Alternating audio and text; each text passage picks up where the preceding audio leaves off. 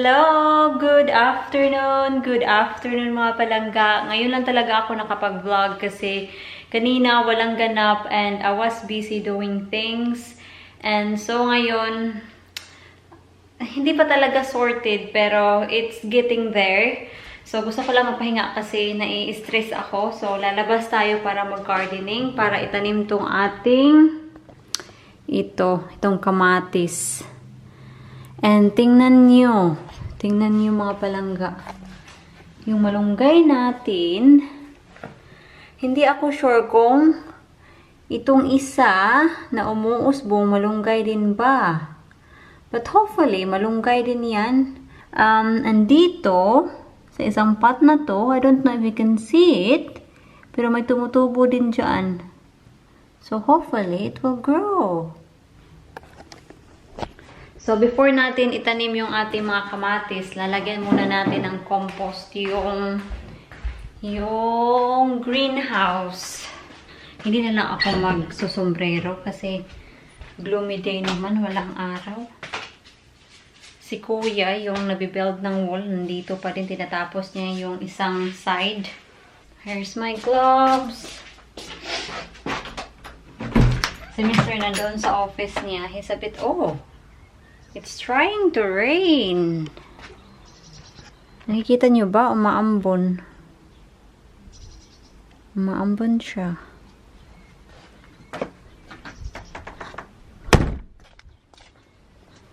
Buti na lang yung greenhouse natin sarado.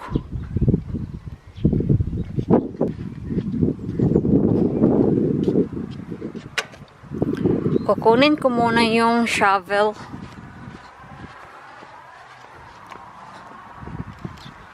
Bakit nandito to? Saan ko ba kayo ilalagay? Hindi ko kayo malagay sa labas kasi umuulan, umaambon siya. Tingnan niyo. Hello there. Yan.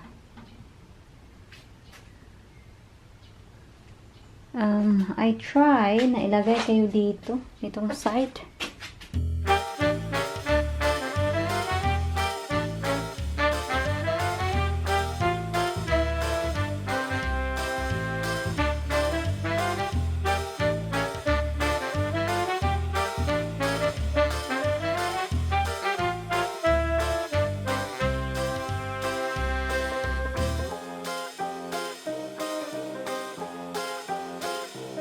Ito na yung kamatis natin and meron tayong audience as usual.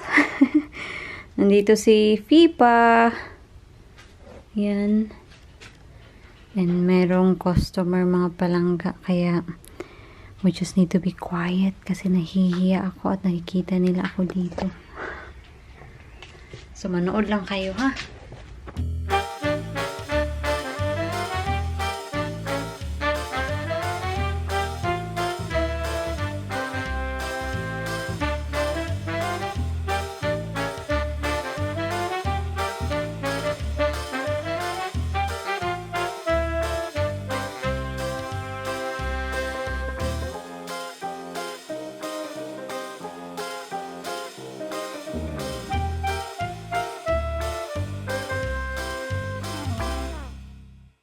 So, ito na sila. Yan na, naitanim ko na.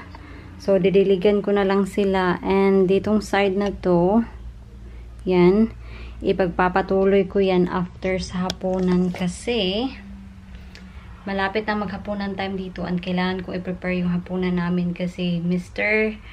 requested a cottage pie. So, kailangan ko siyang i-prepare like half an hour before the tea time.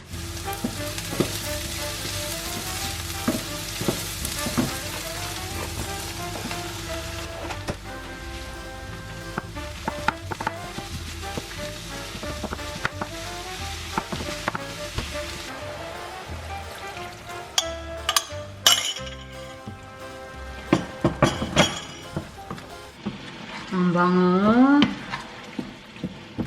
Nagugutom na ako. It's almost done. Titikman ko lang siya.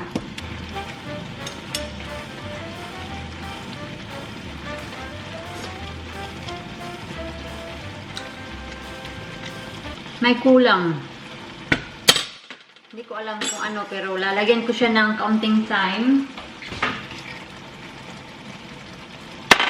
Tansya na lang talaga yung timpla. And try again.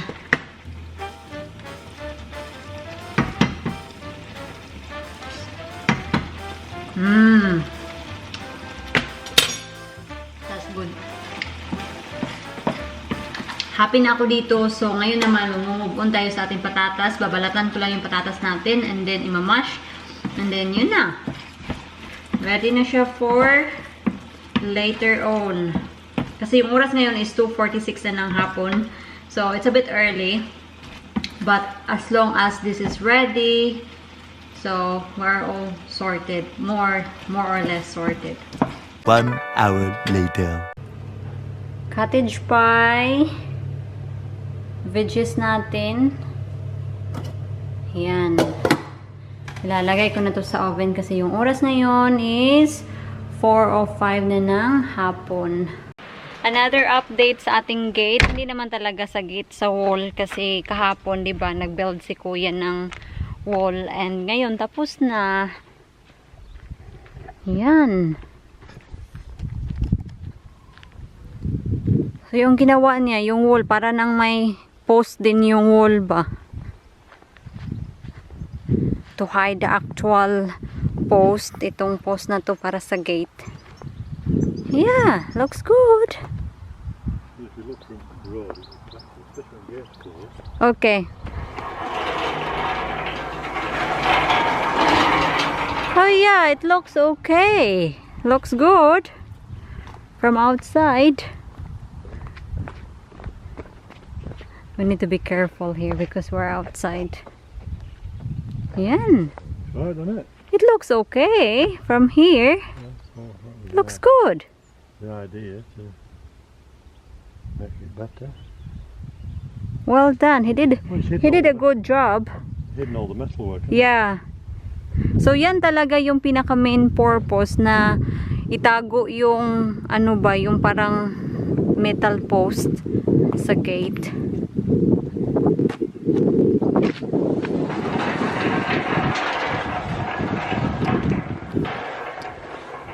So that's it. Are you happy now? Good. Looks alright.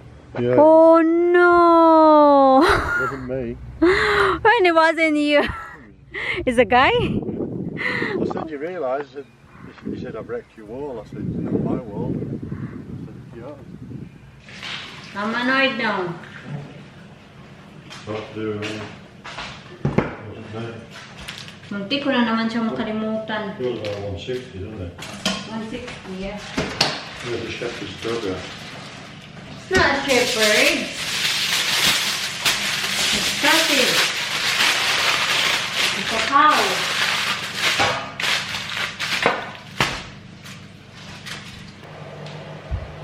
Ah, it's boiling over. So close. Do you want gravy? Do we need gravy?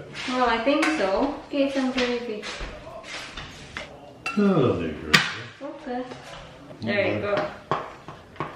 Kain muna kami. Tapos sa kaming kumain. Si Mr. nanonood lang ng TV. Nanonood ng chase.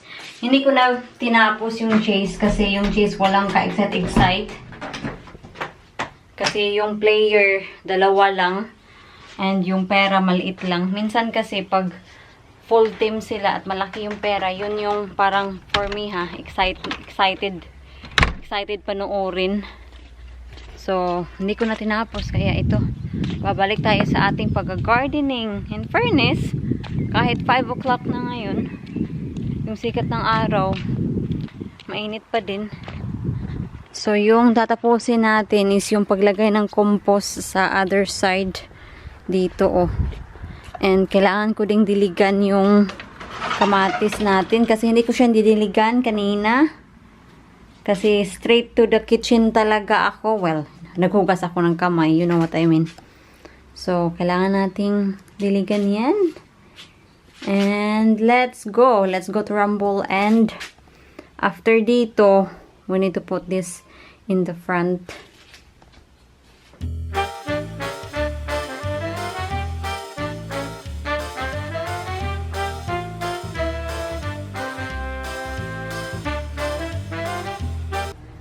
So, si Mr. at the moment, finifix lang niya yung grape kasi may nagburst.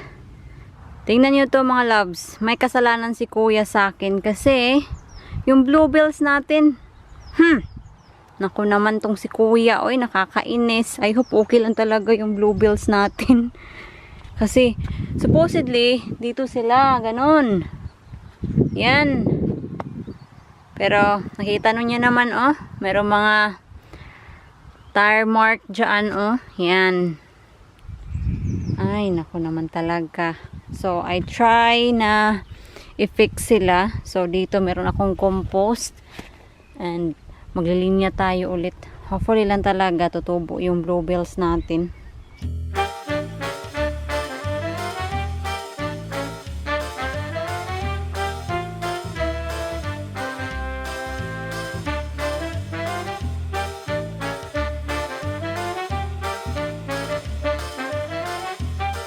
Ito na siya ulit. So, hopefully lang talaga natutubo yung bluebells natin.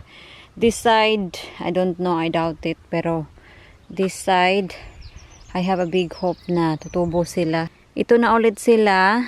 Yan. Hopefully lang talaga okay sila kasi ito talaga, ditong side na to, sobrang naapektuhan talaga. This side, kampante ako na okay sila pero we don't know. Let's see na lang. Let's see.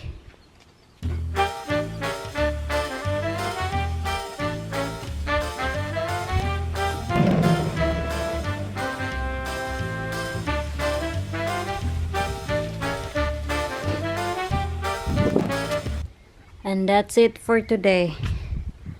And walisan ko na din siya dito. Yan. Nabiblink-blink na din yung battery ng ating camera. So, see you tomorrow after work. Hello! Good morning! Good morning mga palangga! So, today is Friday. Today is my day off and yesterday I do apologize because I wasn't able to vlog. Things happened unexpectedly yesterday. Hindi ko na i-explain kasi it's very personal. Pero yeah, so hindi ako nakapag-vlog yesterday kasi sabi ko sa video ko Wednesday na I'll see you after work tomorrow, pero hindi ko na na-vlog. So, ngayon, i-continue natin yung vlog natin. So, magluluto ako ng bilo-bilo. Yung recipe natin is inspired by Panlasang Pinoy. Inspired siya kasi hindi ko talaga susundin yung ano ni Panlasang Pinoy, yung recipe, kasi, yung ingredients, I mean, kasi wala akong coconut cream. Coconut cream yung ginamit niya. I only have coconut milk kasi nung pumunta ako sa Tesco, wala akong mahanap na coconut cream. Coconut milk lang yung nahanap ko. Kaya, okay na siguro to. So, meron ako ditong glutinous rice flour, jackfruit, and itong tapioca pearl. So, first, ang gagawin ko is papakuluan ko to. Babasahin ko muna yung instruction. Boil 10 cups of water for every 1 cup of tapioca. Right. So, okay, a cup. 1, 2, 3, 4, 5, 6, 7, 8, 9, and 10. Ang dami ha. Isang kalderong tubig. I think I need to transfer the water to a bigger pot kasi kung nakikita nyo, yung tubig nandito na oh.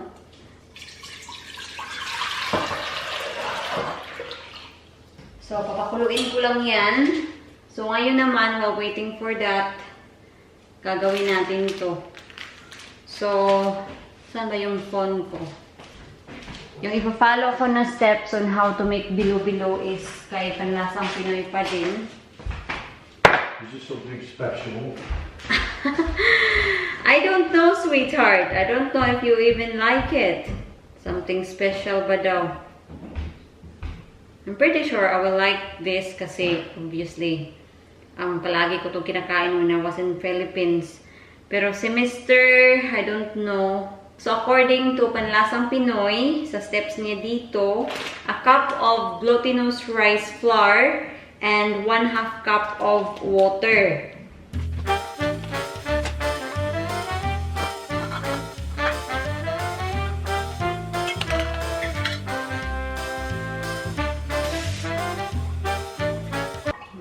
Cup of water. Hello. Parang ang daming tubig, ha? Ang dami talaga. Tingnan nyo. Trust the process. Ako'y nababahala talaga dito. Look. Our mixture is very runny. And it's quite clearly says here, or based on the picture, he's forming it into small balls. But how can I form this into small balls if ganito yung texture natin? So, I think mag-a-add ako ng flour. Bahala na si Batman. Pasensyahan mo na talaga, Panlasang Pinoy. But matigas yung ulo ko. Well, I'm just doing what I think it's right. Kasi pag ganitong texture na pinakita ko sa inyo, hindi ko talaga siya ma-form into small balls. This is a lot better. Nari lang, gagamitin ko yung kamay ko, ha?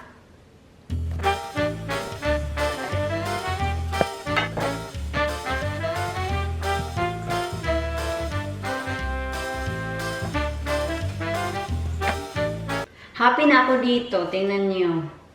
So, diba? So, in this texture, we're able to form this into small balls. So, kukuha lang ako ng plato. Yung ating tubig. Malapit na siyang kumulo.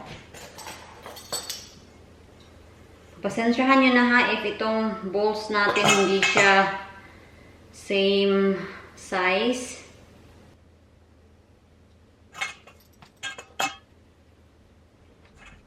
Hindi ko talaga alam kung tama ba itong ginagawa ko, but bahala na talaga. We're learning. Yeah.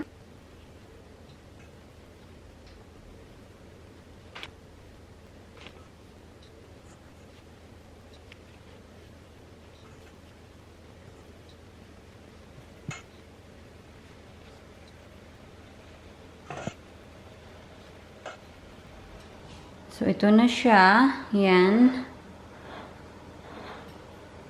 And, kumukulo na rin yung ating tubig. So, lalagyan na natin yan ng tapioca.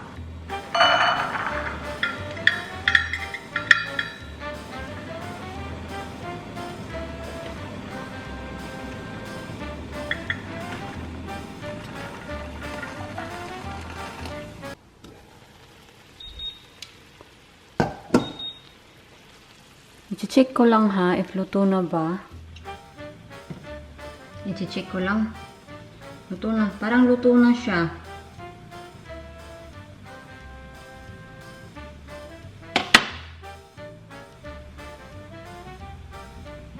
Luto na siya mga palangga.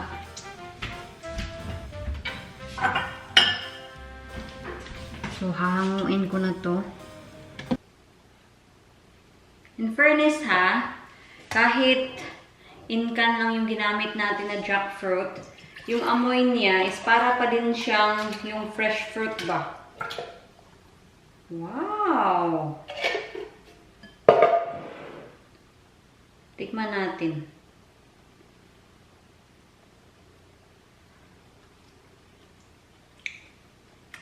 Oh, wow!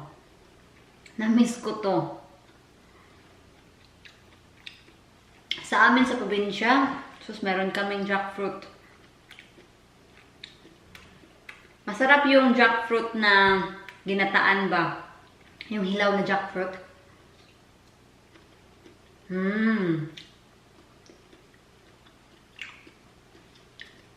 First time ko kasi gumamit ng jackfruit na in-can. Kaya na-amaze lang talaga ako. Sayang, wala dito si Mr. Nandoon siya sa workshop. Gusto ko ipatry sa kanya. Kasi I don't think mga palangga na si Mr. nakakain na ng jackfruit. Kaya, ano talaga, Kasi hindi ako sigurado kung magugustuhan ba niya talaga to. Masarap ito. Sa turon.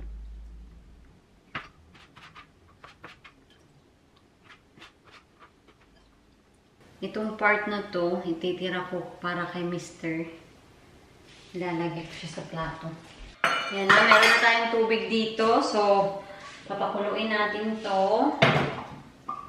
Then, kailangan ko lang tong i-shake-shake kasi minsan kasi yung parang pinakagata ba is parang ano siya dito, na-form siya into solid form.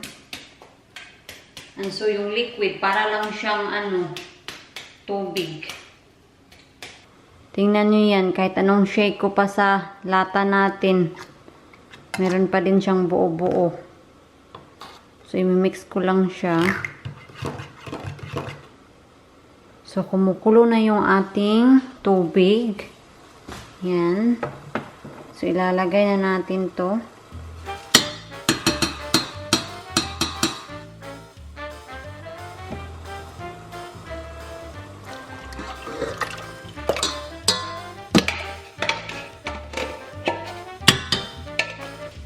Sugar.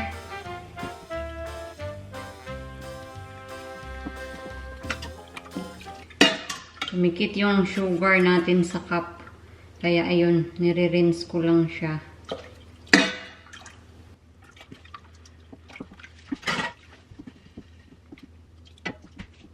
And then, isusunod ko na yung jackfruit natin.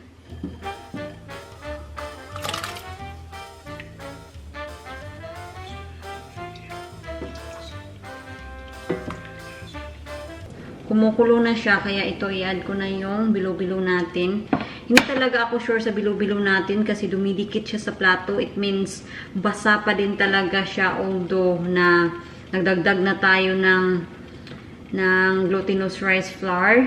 Hopefully okay lang talaga.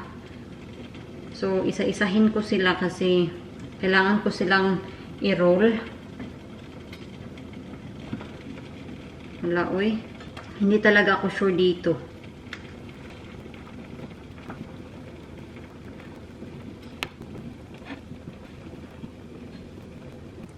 Ano sa tingin niyo?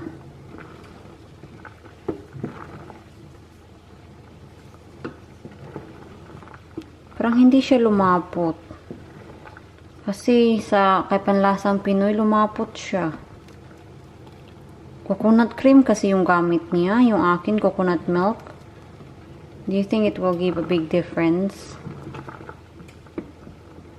And I'm not sure. Itong bilo-bilo natin. Luto na ba? Sa camera tingnan ha, para siyang itlog. Hihintayin ko muna to siya mga couple of more minutes siguro. Para masigurado ko ba talaga kung lalapot ba talaga siya or hindi. Hindi pa din talaga siya lumalapot, kaya ilalagay ko na lang to.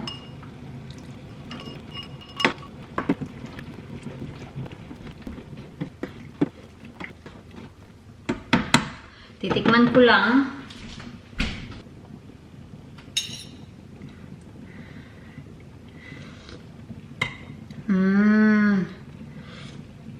Lasang binignit talaga. I-try ko kung luto na ba tong ating masarap. Sinasabi kong masarap, baka si Mr. iba yung sasabihin niya nito.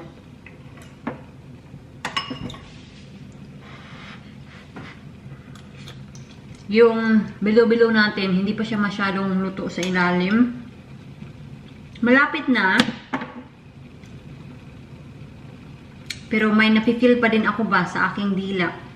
Hindi pa talaga siya masyadong luto, pero masarap in fairness. A few moments later. So, ito na siya. Ito na yung finished product natin. Yan. Ang bango-bango talaga. Uy, nandito na si Mr. Mr. You need to try this. You need to try this. Busy man siya, uy. Tiningnan lang niya. So, later na lang talaga kasi busy kasi meron din kasing customer. Hindi nyo makita kasi nasa loob ng workshop yung sasakyan. Ay, nako. Never mind. Rejected. Joke lang. But yeah. I'm happy. I'm happy with this. How's your jerkins?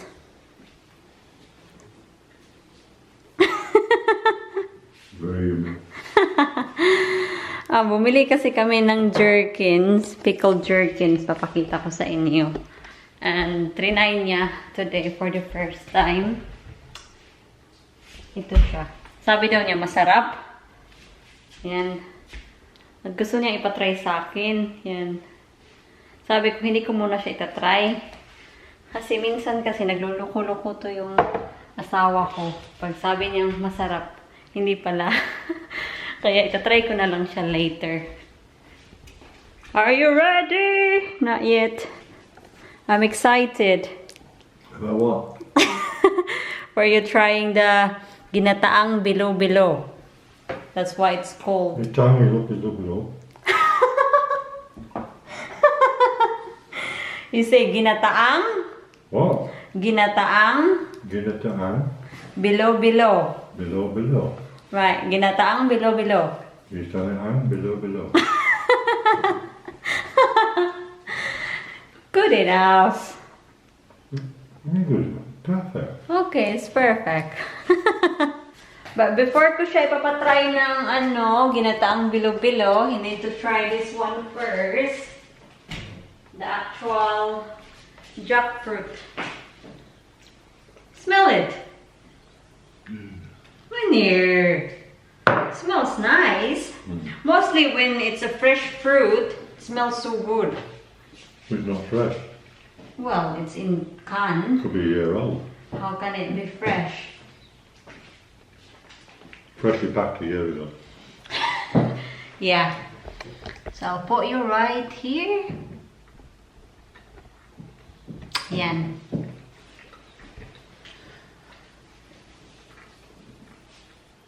Is it hollow? Yeah, it's hollow inside So that's a full fruit. because there's a seed. Supposedly Is that there's a full fruit then? yes, I thought they were bigger than that. there's a hollow inside because there's a seed.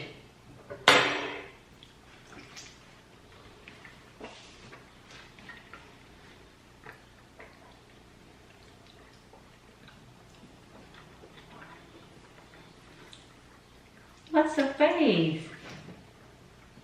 It's sort of alright. It's probably when me eating me out cross buns. Probably, but Yeah. No, it's alright. It's probably better fresh, right? you said before it's like peach. Do you think it's like a peach? Because he said that he did try this when he was in the Philippines, but I don't think so. I had it at breakfast. There was mango, there was jackfruit. Right, where's this pudding then you're on about? Are you ready? Okay. I'm so nervous. I don't want lots. Is it cold or hot? It's warm. Is it set? It's not set. I don't know. It's a bit runnier. I don't know, man. You need to try. Just a little bit. See what you think. Here you go. Cheers. Just try. This tapioca is not cooked. Oh yeah, it is. Tapioca is okay. Is it alright? Well, this is some kind of out here flour thing, isn't it? Yes. It's like rubber. What is it? I'll choke on it. You need to chew it. Yeah? You know, just go. No, chew it. There is a very similar dish. It's called benignit, but you need to use glutinous rice. Not like this, not a ground glutinous rice. Yeah, it's okay. I'd rather than trifle. Hindi talaga masyadong impressed si Mr. sa ating ginataang bilo-bilo. Di bali, ako na lang yung kakain yan. But he said naman na he will try again later on pag malamig na yung bilo-bilo. Kasi baka it tastes different daw. Para sa akin, yung mainit na bilo-bilo at yung malamig na bilo-bilo is the same taste lang naman sa akin. Pero sabi niya, na itatry niya. Later. We just had our tea and Mr. is trying the ginataang bilo-bilo. It looks like frog spawn. It's been in the fridge, so it's cold. So, is it better?